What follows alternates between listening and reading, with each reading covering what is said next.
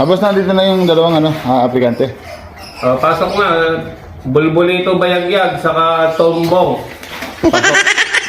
Magandang umaga po. Magandang umaga, bossing.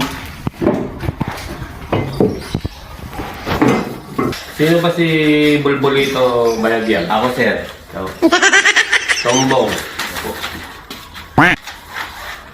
Tom ang pangalan mo. Ako, sir. Bong ang apelido. Ako naman, Bulbulito pangalan. Bayagyag ang apelido. Puro pang iba ba? Oo.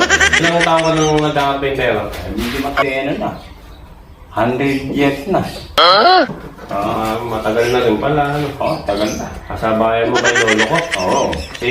Kabisado niyo na yung mga gamit niyo. Total, matagal ka nung nagkakapentero. Saan ginagamit ang lagari? Sa kahoy. Sa kahoy, ito. Sa kahoy yan. Patingin nga. Yan, hawakan mo. Yan. Ay, ikaw yung nagaling bakal. Kabisado mo rin ba yan? Kabisado mo rin. Saan nilalagari yan? Bakal. Sa bakal. Sige, tanggap na kayo. Bukas sa bukas. Mag-umpisa na kayo kapag nasagot nito. Ah. Ilan bang ngipin nung nagari nyo na yan?